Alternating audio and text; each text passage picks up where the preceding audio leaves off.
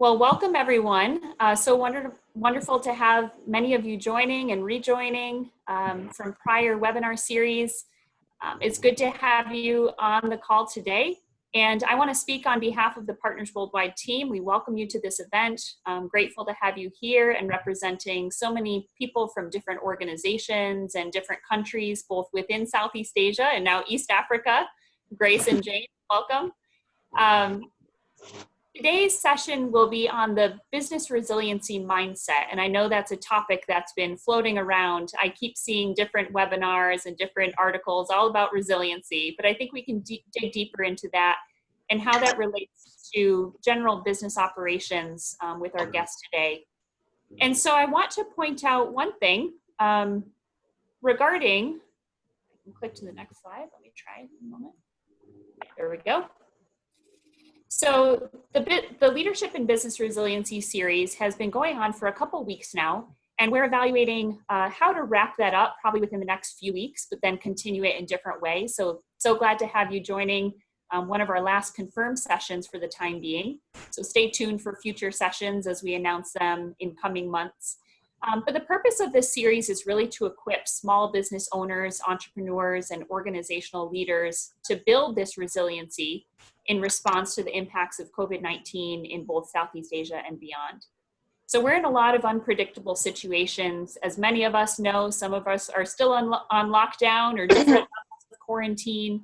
Other countries have not yet necessarily experienced such significant impact of COVID on their economy or their businesses. So we're all trying to adapt almost daily to this new normal. And we'll be walking through that a bit more as to what that looks like in tangible business operations with our guest today. So I'd like to point out just three quick things. For those of you that already do have your camera on, we would love to have you keep that video on. We would love for this to be an engaging dialogue, especially with a relatively small group, just about 20 to 30 people today. And we'll actually have the opportunity to open it up more in our question and response time later. One other thing is that we'll put up the link on the chat box to something called Slido. Some of you have done this in weeks past, but you'll actually be able to enter your question.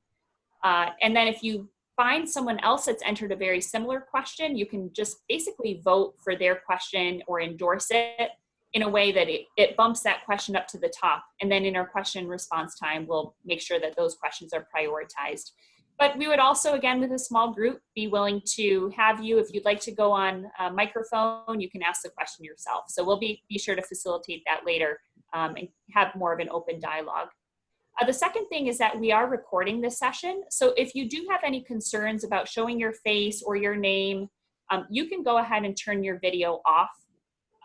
Another thing that you can do is to edit your name just so it's first name or a nickname if that's what you prefer to be shared more broadly, because we are trying to share these videos with others that were unable to attend.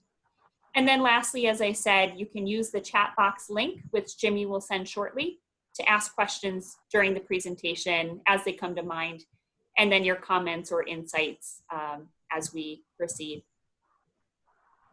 So with that said, I'm going to stop sharing my screen and walk you through the purpose of today's discussion.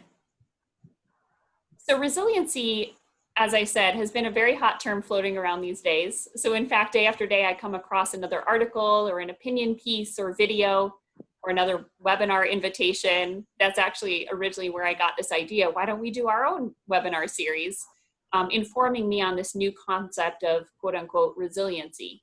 So it may mean a lot of things to a lot of different people. But in reality, when rubber hits the road, we are trying to examine what resiliency means for entrepreneurs and business people in order to survive and even help rebuild their business and thrive moving forward into the future. So COVID-19 has put a lot of parts of the world on halt and upheaving in many ways the livelihoods and jobs of so many people. So things keep changing every day. Offices and workplaces are being remodeled, meaning their skeletal staff model or come in one day a week, that sort of thing. But businesses have also had to adapt rapidly in the ways that they're serving their customers more efficiently. And this has actually affected businesses both big and small. So a lot of our audience here is from the small business sector, but I know we have other people from investment or larger corporations attending as well. But the key thing that I think we're all aware of is that the world is changing, and we need to build up this resiliency mindset in order to run this marathon ahead of us.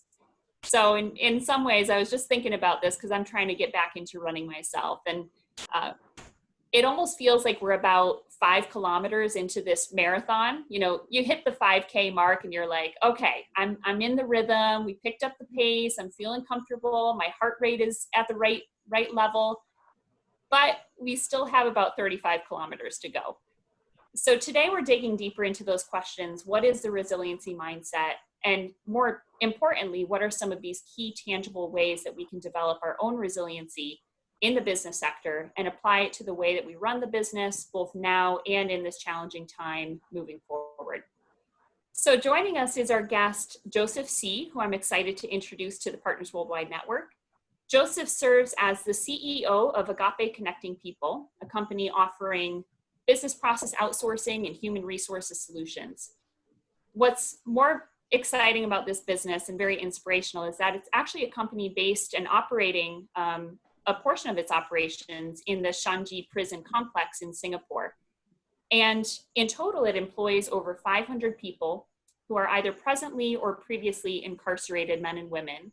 I like the term returning citizens, with the vision that through dignified work, people can rebuild lives and reconcile families.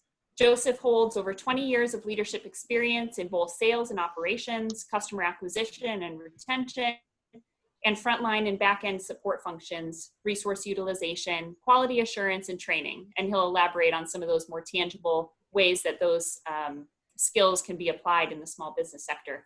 And he also has a passion for transforming workforces and an acumen in analyzing needs and creating unique solutions to achieve desired results. So with that said, Joseph, welcome to the session. Thank you. I think we'll start with a tough question. For you, what would be the resiliency mindset from your perspective? And then we'll allow you to tell us more about the company. Resiliency, anyway, welcome everyone. Thank you, Jackie, Jimmy, and all for inviting me into this session. Resiliency mindset, I think, is basically an attitude of mind. And this is a very difficult attitude of mind because, pardon me, because at the core of everything, we are human. And often we look at matters, what we see, what we feel, what we think, what we say. All these get affected by simply how we feel, because we are not servers, we are not machines. And I think the difficulty is translating all this to say, how can I respond rather than have knee-jerk reaction? And often, even for myself, especially when I'm not prepared, I tend to react. But I think there is this need for us to have that discipline to take a step back and say, how can I respond better, even in a situation like this? And that the way you respond is also important in terms of how you recover back. And something that it takes practice. You need to fail many times and you just get better. Great. That's my short answer. That's a good place to start. It's a challenging topic for sure. Well, why don't you go ahead and walk us through just 2 or 3 minutes on the background of the company. And I think that will give us a good context for how you're operating this business, especially in challenging times. So take us away on Agape. Okay. All right. Agape Connecting People is a social enterprise.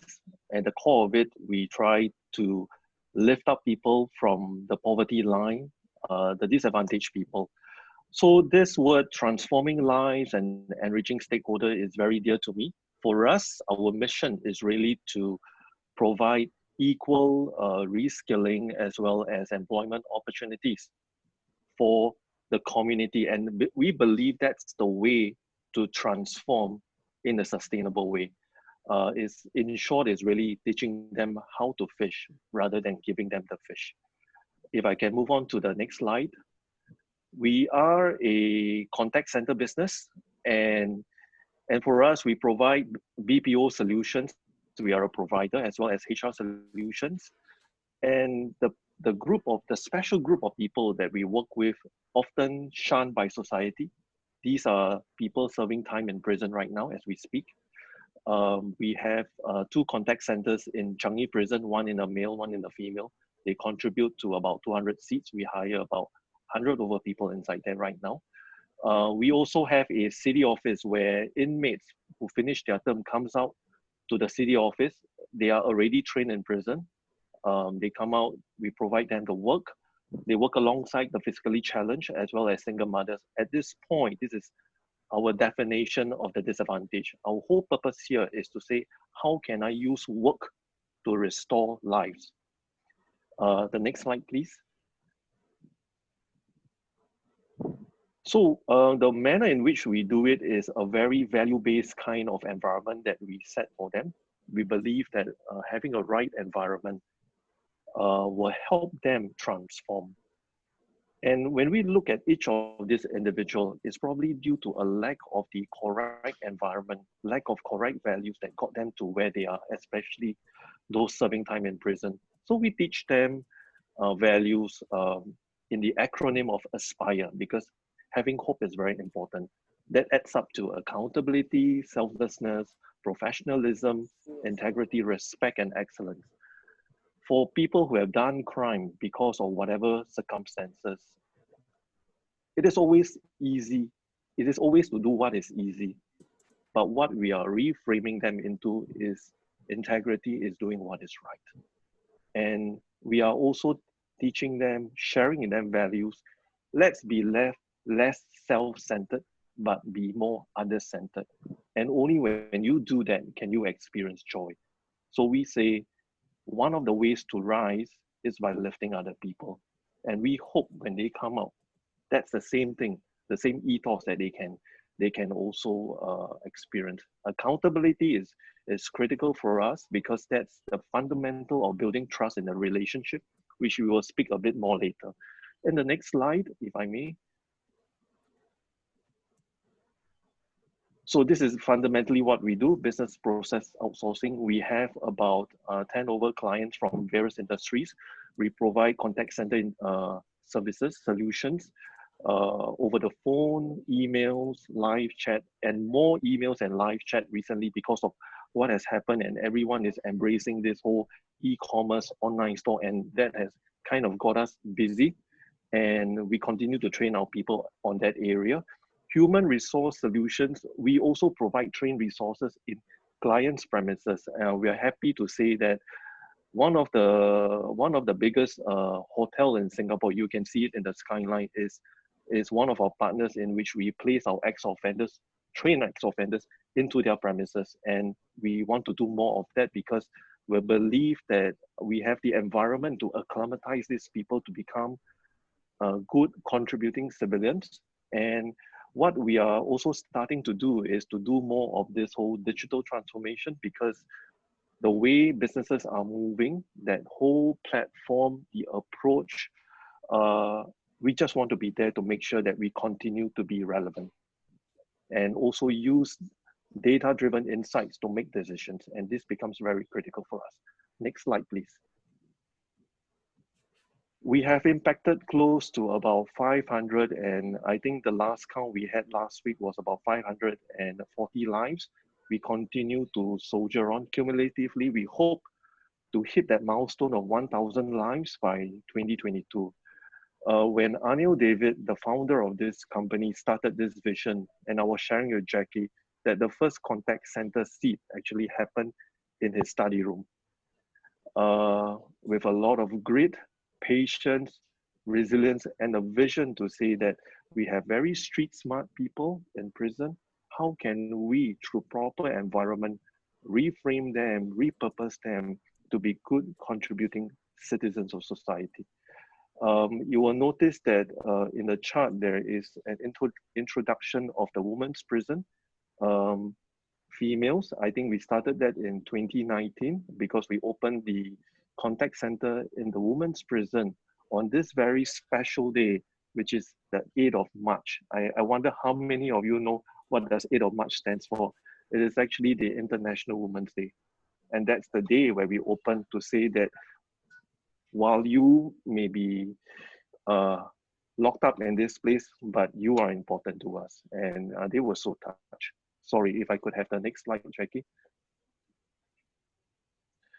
These are the things that we did during COVID-19. We realized that Agape connecting people can move towards from connecting to collaboration.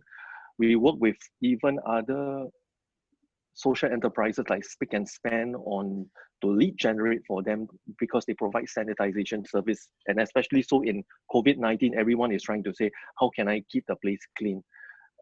We also partner the government ministries to launch the National Care Hotline, where we provide 24/7 emotional support, partnering mental health experts for those who are suffering from this COVID-19, which we will talk more later in the presentation.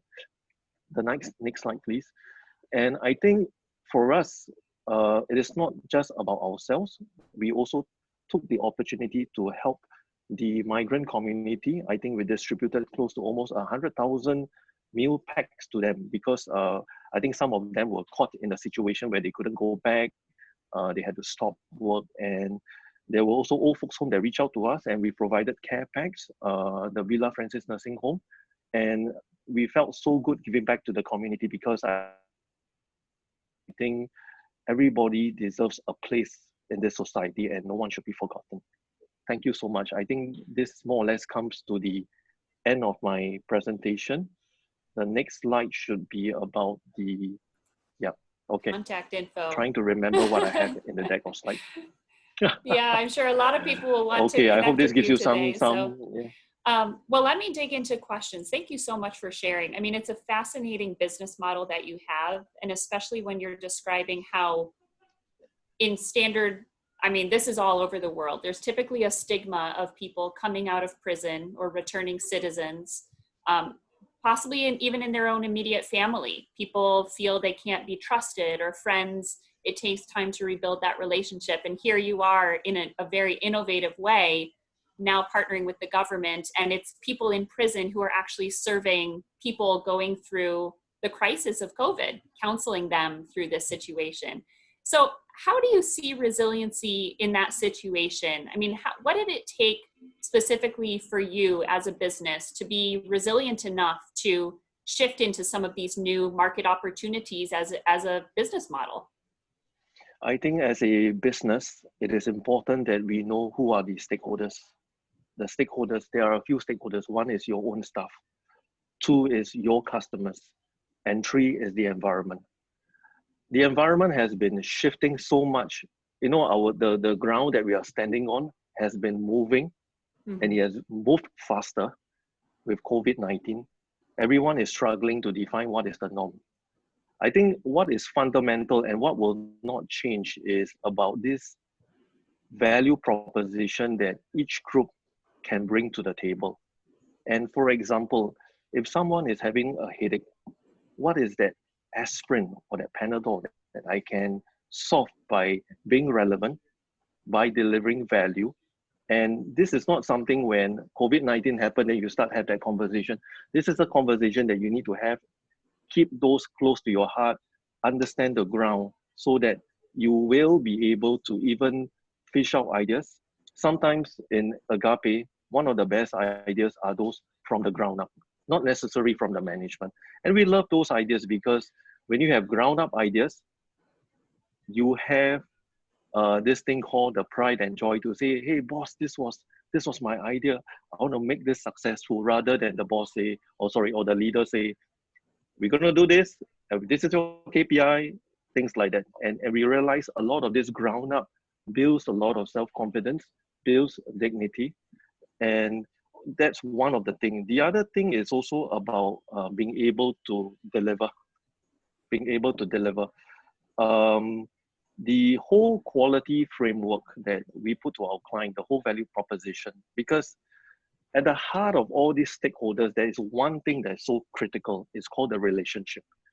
And how your relationship is going to flourish, is going to change, is dependent on how well you build trust. And trust is something that is so tough to build, so hard to build, and so easy to spoil. And we guard it like a treasure. And for the people inside prison, while they might have compromise on those in the past because of wrong environment, we tell them, let's start all over again. Even until today, when I partner Anil, I don't really ask him, Anil, why did you come into prison for?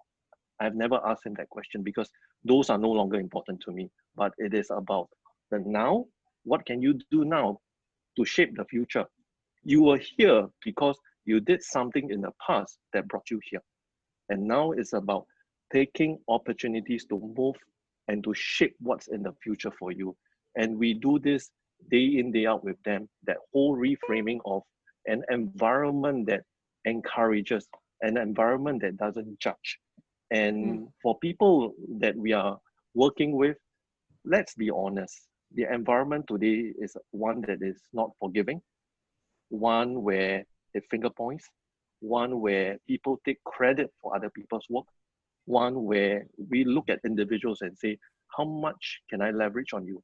How much value do you bring to me? How can I rise?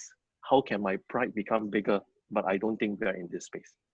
Yeah, that's a really interesting angle of the story that I hadn't really thought about before. But I mean, in so many ways, it's critical to be trusting the capacity of your employees and starting at that baseline. You know, you are where you are right now, but where can we go together moving forward? But I think the second component, as what many people would probably consider a social impact enterprise or a social enterprise, sometimes there's that charity mentality of people saying, oh, I'm just going to buy your product because I believe in your vision, or I believe in what you're doing with people in prison right now, giving people a second chance. I believe in that. But you're saying, you know, a lot of customers may come to you, like that massive hotel in Singapore that's contracting with you, and say, hey, we believe in your vision, but if you don't deliver on the product or you don't fulfill our expectations, we're just going to have to cut the contract. So, I mean, how has that mindset of being high quality at a commercial level, how has that mindset influenced the way that you manage the business on a day-to-day basis? First, we shape the minds of the team, the agents, the inmates. When they come into, so as we are speaking right now, there are inmates in the women's prison. They leave their cells every morning. They walk into a workshop, which is a contact center. And that's where they are trained to provide customer service skills, customer service and sales, the whole genre of it. Voice, as in call center, emails, live chats, and they are doing this. We often tell them that it is important to know why you're stepping into this place. And often we find that the thing that works best is you anchor it on somebody. Some of them are doing it to show their family that I know this is my second time, third time in prison. If I'm going to tell you that this is my last time, you're probably going to say, the family who visits them is probably going to say, yeah, okay, I believe you, you know. But I think using work, using action to show that you are picking up a skills, you're earning an allowance, and some of them are even remitting some of this money back into their family. The amount may not be big, but the meaning and the significance is huge, because it is through work, through action, that you are demonstrating to your family that now, whatever I'm doing, there is a reason for you to have this thing called hope. And when hope doesn't materialize, it becomes disappointment. And the families have gone through that so many times. With work, they have now realized that I am given this chance and I want to do this well. So for a person like myself who comes from the corporate space, looking at the individuals, I think they are definitely more motivated, and they have a point to prove to their family, to the public, to say that I am commercial ready, I am worth it, and I'm not going to disappoint my family again. And I think as a social enterprise, we also position ourselves such that the relationship, the most important thing is trust. And when you say trust, the commercial significance of it is I will deliver. I will deliver. And if you cannot deliver, don't talk about second chances. They will not give you the next chance.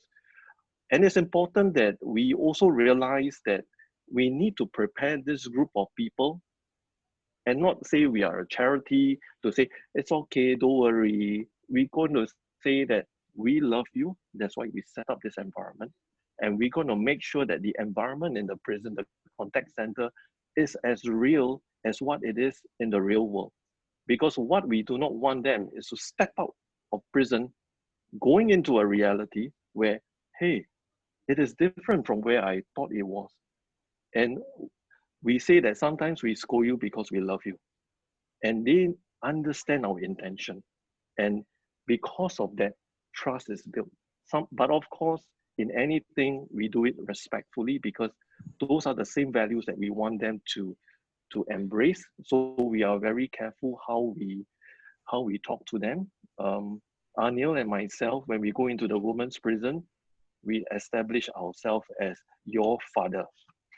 I'm already 50 this year, and we say that I'm your father. So to the ladies, we say, don't try to be funny with us, okay?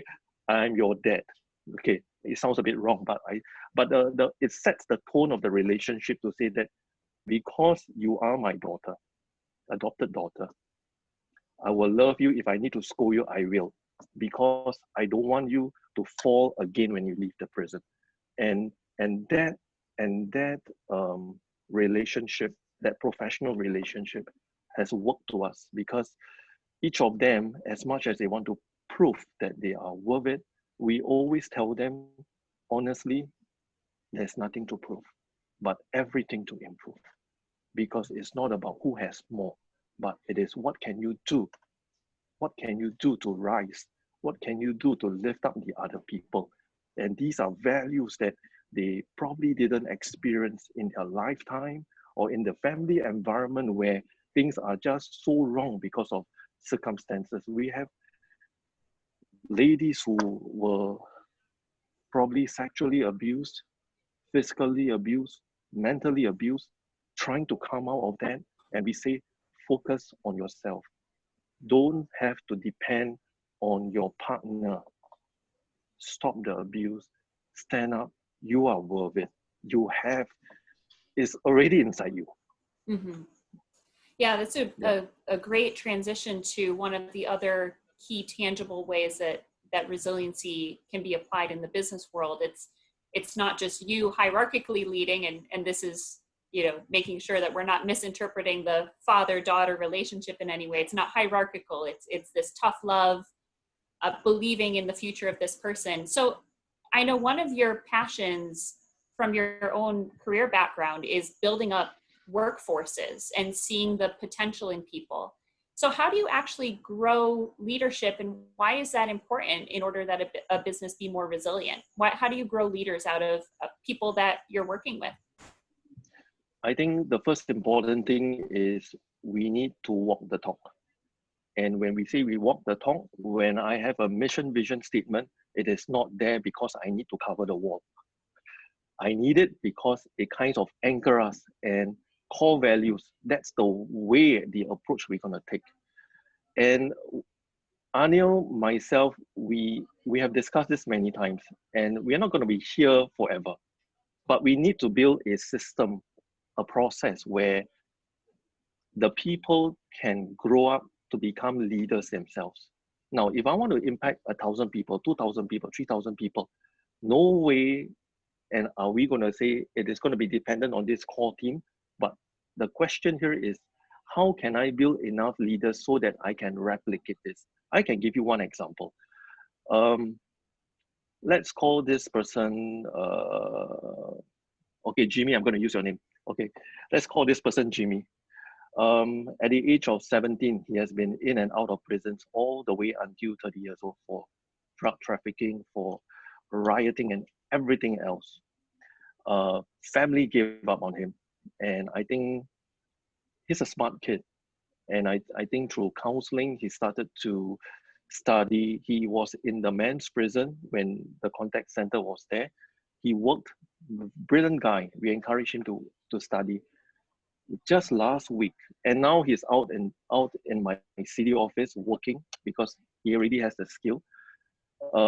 He was accepted into the local university, Singapore University of Social Science. And I asked him, "What are you taking up?" He said, "I'm doing social work." And I was pleasantly surprised because it meant a lot to me. Um, he realized that he saw what we were doing, and he knew that the only way to grow is to join them and to impact more lives. And these are the kind of leaders that we want to do. I have many other examples of people who have gone through our process, experienced the unconditional love. That's what agape means. Unconditional love, we accept them unconditionally, but the help is conditional because we cannot just go on because resources are finite. So there are rules that we build. The one thing that we always tell them is we will not judge you except for one thing, which is your attitude. Because the attitude of mind is so critical, whether you're inside the prison, outside of prison. And I think sometimes when I look at it, we are just on the different side of the fence. So I think it is so important to have that transition and that continuity. Else, we cannot claim to be a company that wants to build sustainable community impact. Because sustainability here is not about financial sustainability. It is also about continuity, whether in good times and bad times. Also having that good business continuity plan to make sure that your business can continue to function safely in this world where it's so chaotic and everyone is trying to define what is the new normal. Yeah, and I think you and I had both Googled the definition of resiliency. Yeah, yeah. Just to we're confessing that to everyone here. We're like, what does resiliency actually mean? And it doesn't even necessarily mean, how to survive the present. It actually means rebuilding, figuring out how to rebuild in order that you can actually move forward. So you've shared before that, and this aligns with what you just said, as leaders and in believing in other people, you've had to unlearn and relearn a lot of things. So can you share how leaders, in order to be resilient, need to unlearn and relearn, and some specific examples for small businesses? Sure. I think we need to start with a position, especially for leaders and business owners, to say that you need to be seen as unfallible. You need to be seen as you know everything. You need to be seen that he's the boss. But I think history and even learning from many companies, it is always about embracing talent and also recognizing that you may not need to know everything, but it doesn't stop you from learning. We hire people who know more than us. I am not a very finance person. I hired Jonathan, who takes care of all the finances and all the HR for us, and I learn from him every day. Um, the critical thing is I came from a contact center background that is for 20 years. I knew that if I join Agape and I'm going to say, look, I have that experience, just do what I tell you, we will be successful. I think we would have failed miserably because the whole motivation, the whole setup, and the whole environment is so different. In the corporate space, you have things like your KPIs and everything else. You say, let's do it, move it, else hire, fire, because those are the secular values in the world. But over here, it is about restoration. A lot of times in the corporate space, people listen because they want to respond. I think it is difficult to listen because you want to understand. And unless you understand, then only can you understand what's in it for each of their stakeholders. And these are things that you need to empty your cup and say that I need to learn the mindset of the person in prison. Why are they in that position? What will take, what motivates them? And it's the same marketing policies of what's in it for me. And each of them are very different. And I had gone through so much, and Anil is a great teacher because he has done time in prison. And he shares with me in the car rides, in our coffee sessions. We love our teh tarik, and he shares with me the things that goes behind each of these ex-offender, the inmate, what motivates them. And we realize that the power of recognition is such a understated action that perhaps leaders are not doing enough today. And also recognizing that ground up ideas, ground up leadership is a very good way of having this whole collective leadership. I'm just a servant to them. I'll get things done. And I think everyone knows this whole thing about servant leadership. While Mason appointed me as the CEO of Agape, but honestly speaking, I'm just an instrument of the maker. And the real CEO is up there. Some people call him God, some people call him the maker. And as much as a person like myself, you can plan all you want, but ultimately, he has shown us so many times he decides. Sometimes there are deals that we don't get, and we sometimes naturally get disappointed because we cannot impact this number of lives, maybe because we were not ready. And there are a lot of lessons. I'm not shy to tell you that we pray on every Friday, Anil, myself, Jonathan, and every Friday morning at 9 o'clock we pray, sitting together and say, I lift up everything to him, and he speaks to us. So the real CEO speaks to us in ways that we sometimes can't imagine. Yes. That's actually a really good, obviously a mentality to have. But when it comes down to how to make key business decisions, especially if you're coming from that viewpoint, how do you complement that with, especially with this new normal, finding ways to pivot or finding the next opportunity as your company has done? So for example, could you walk us through a little bit of how you went through this new partnership with the Singaporean government and how you first of all identified that? What were the steps to get there? What kind of relationship or trust building was necessary in order to, again, not just survive under your current model, but also move forward with different markets? Okay, I think businesses today have to move from just connecting, making friends to collaboration. And it's not easy because collaboration means there is some win-win opportunity for us to partner together to do something that can make a difference for somebody else. So recognizing who is that customer is important. And I think it's also important that you have patience. Some of the customers that we work with, some took 2.5 years before I think this is a very long courtship. But we continue to build friends, network, be on the ground, understand their pains. Every stakeholder and people love to talk about their pains. And we draw all this out from them. And we realize that you cannot be everything to everyone, and you cannot do everything. And you need that partnership model to partner so that it comes out win-win. I also have clients where I have 2 different clients, and we said, why don't we leverage on each other's customer base in order to grow, in order to put up a bigger value proposition, and we facilitated that. And also in this world where looking at the new normal, and in the case of the National Care Hotline, it took us 10 days to set up a hotline, which is a record for us because it normally takes about 2 to 3 months. But we understood what it meant for the public. Since we started on 10th of April, we have handled about 18,000 calls, and this goes 24/7. And we were counting that day, it is equivalent to 1,500 hours, and we just keep going on. I think people are hurting and suffering out there because of this whole COVID-19, not just in Singapore, everywhere. Spouses being locked up in the same place. Now you suddenly have family time because they say, I don't have work-life balance.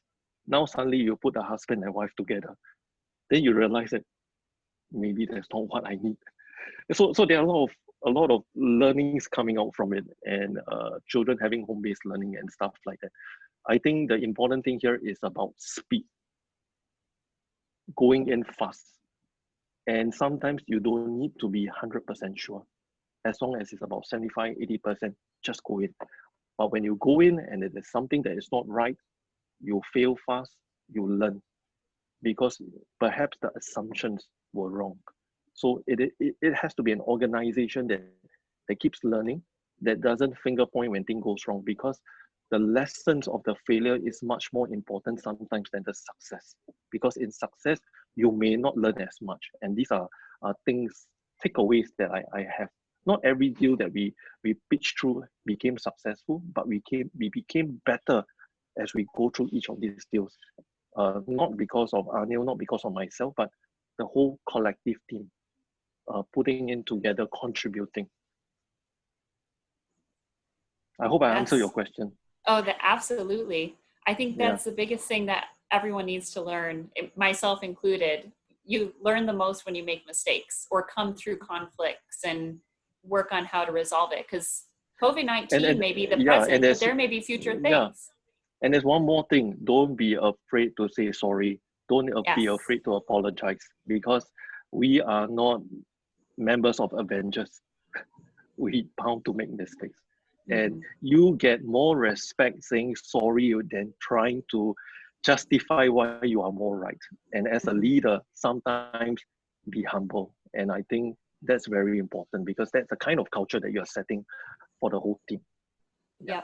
Builds relationships, builds trust, and that humility, even if it's cross-cultural, even if it goes against our typical mentality as sinful humans, that is the pathway we need to go on. So, well, thank you so much for sharing, Joseph. I'm actually going to transition now. I know there's a number of questions already coming in on Slido, but Jimmy, why don't you go ahead and start facilitating the next round of questions?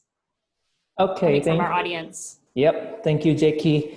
Thank you, Joseph. I mean, what you shared is really inspiring, and I know there's a lot of people that is listening to you now are curious more about what you are doing. So here's the first questions that are coming in. Could you explain more how you cooperate with the prison? How are the inmates selected, and how do they work from prison? Okay.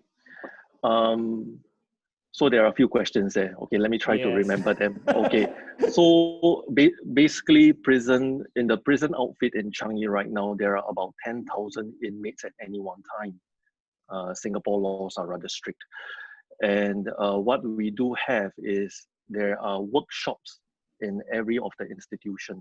In those workshops, you have things like some will be involved in laundry, some involved in food making, cake making, and for us, we are a contact center. We work through a cooperative arm of the prisons, which is the yellow ribbon. They used to call themselves SCORE. I am a tenant in that workshop. They lease that space to me for me to employ, train, and give work to the inmates, because they recognize that work is one of the most powerful rehabilitation, restart, renew efforts. And thankfully, because that whole process was already there, we could just go in there and partner the prisons for that. And coming to the question on how we select them, we make them go through, okay, it starts by the inmates saying that they put up their hand to say, I want to work. So it is not something that they have no choice. There are people who say, you know what, I do not want to work. I just want to sit there and be embroiled in that whole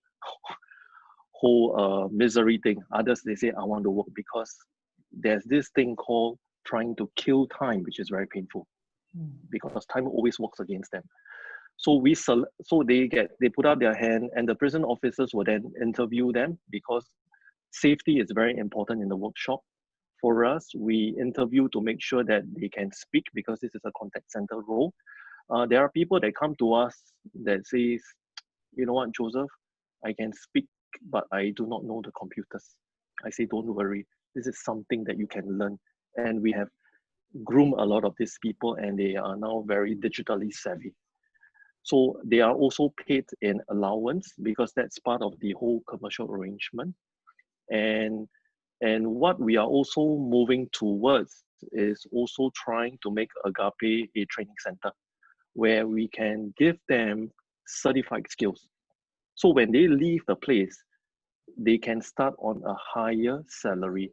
It is because of salaries, because of money matters that sometimes get themselves into trouble, trying to do 2, 3 jobs at one time, take on like job, and then probably end up taking drugs, pushing drugs and things like that. So when they do that contact center piece, they know they come out with a good starting pay. They only just need to focus on that job. Yeah. So that relationship with SCORE and Yellow Ribbon has been going on for a good 5 to 6 years now. And I think what they liked about our work is because we are teaching them communication skills. Things like, how do you communicate effectively? How do you ask questions? How do you listen? And it's because of the lack of all this that probably got them into trouble in their personal lives, in their professional lives, and perhaps a lack of opportunity as well. So these are life skills that we are teaching them. When you talk to customers, you need to be patient, and some overcome their anger management issues. So it's fantastic. And if I may share, and this example is something that I like to use. We had a inmate that didn't have visits from the family for a long time, and when we encouraged the inmate to write, he said, "No, I'm not going to write because there's not going to be any response from my family." So we told him to write about what he did, and he wrote that, "Dear son, I know you're in secondary school. You should take this." The client allows me to say that you should take this StarHub broadband plan because it has this, that, and it's better than our competitors. The son finally wrote back and asked this question: "How did you know?" That was the start of reconciliation, because now the family is visiting him because they now realize that he's working, sending back money, learning up a new skill. Reason for me to place a hope. Sorry, I'm answering more than I should. It's fine. We want to listen more to your story. Yeah.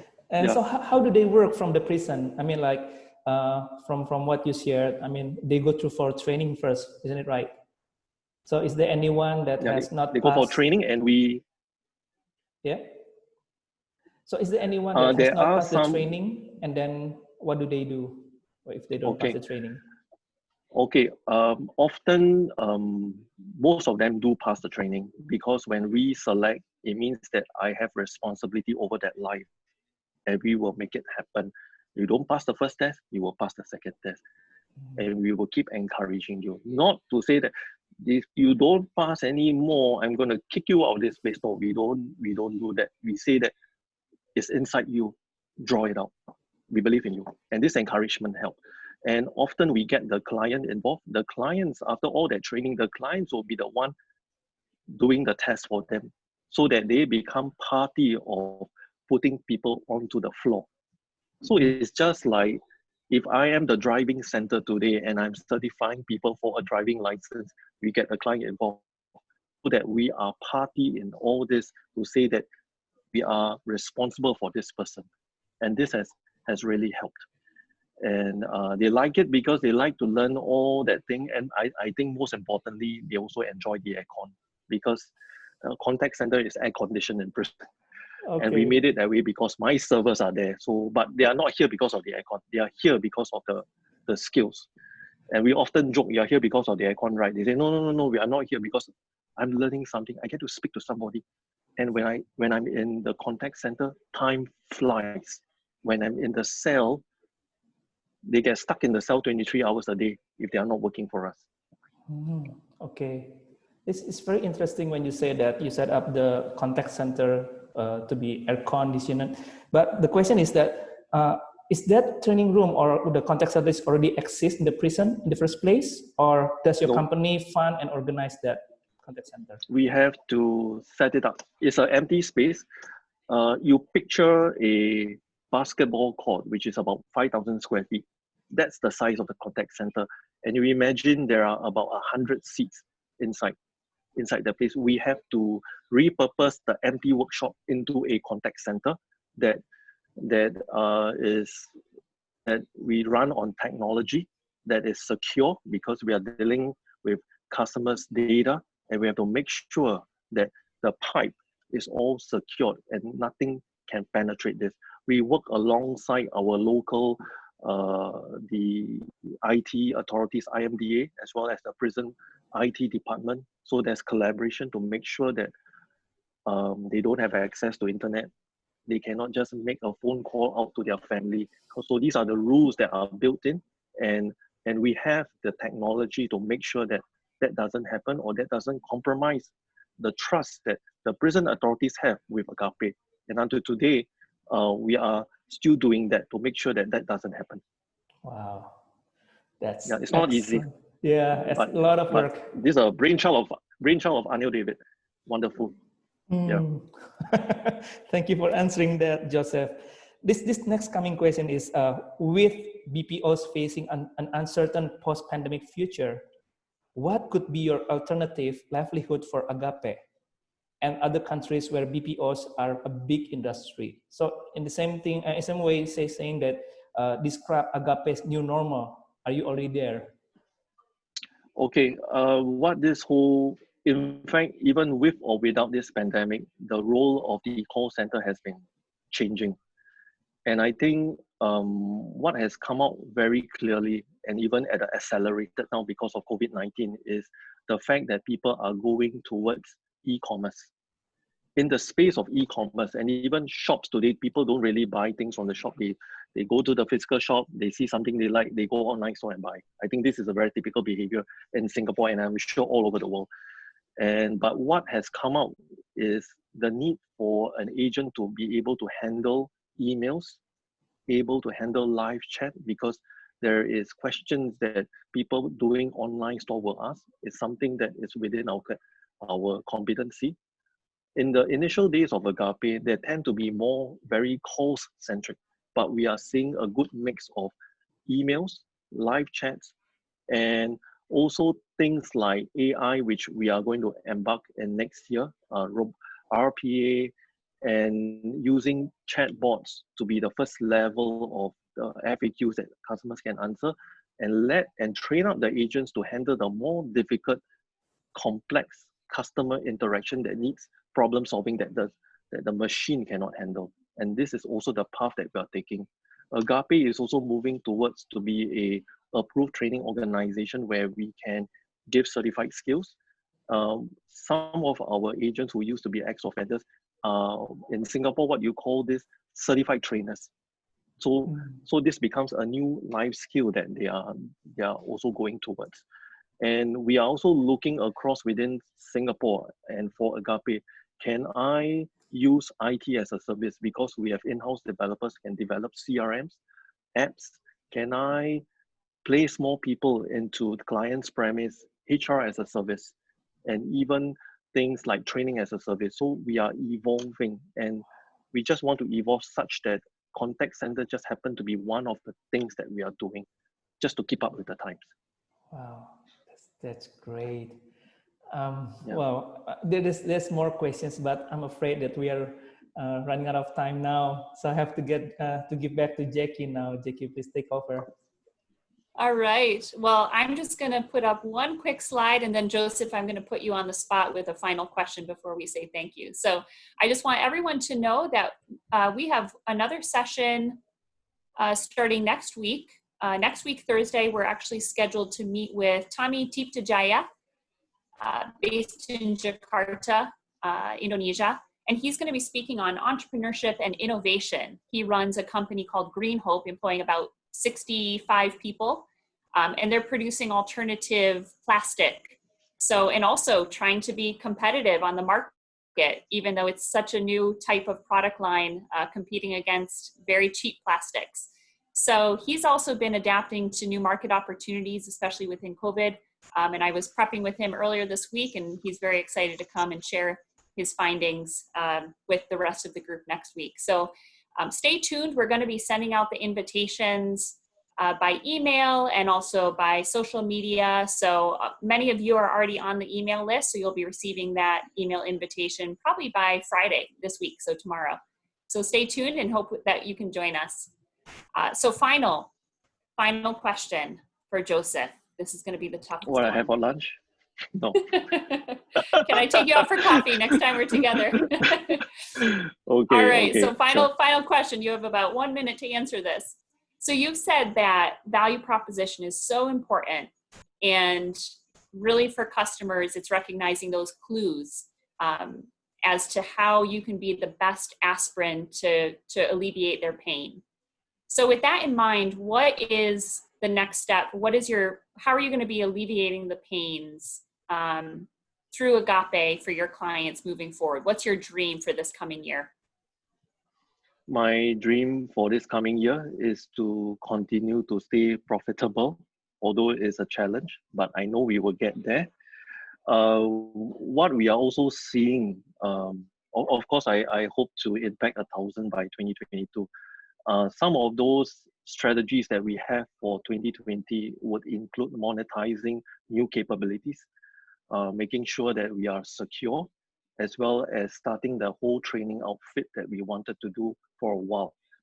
Because if I can train them, there's a good chance I can repurpose them to be digitally ready, to have their personal branding, financial literacy, and they are market ready. There's this thing called employment and employability. We need to get them ready for it, because they are competing in a world that's really changing so fast. And before I get cut off, I also want to take this opportunity to thank Mason, Dr. Chan, in-law, all from Garden Impact, I think, for placing your trust in me. And it has been such a fruitful journey. Yes, Jackie. Well, that's an amazing dream. I really look forward to hearing how not just 1,000 people, but you said before 4,000 people, their families can be impacted by these 1,000 jobs. So we'll be cheering you on as you go. Yeah, and we hope to even train spouses of inmates so that the family can be more sustainable. And hopefully going into youth at risk, how we can lift the whole family, because I think that's the most important building block of society, the family. Wonderful. Well, thank you everyone for participating. Just join me in thanking Joseph. You can turn your video on if you'd like, unmute yourselves. I also want to remind everyone to go ahead and give your feedback on the link that Jimmy just shared on the chat box. But again, join me in thanking Joseph. We hope to hear more from you in the future and to stay in touch.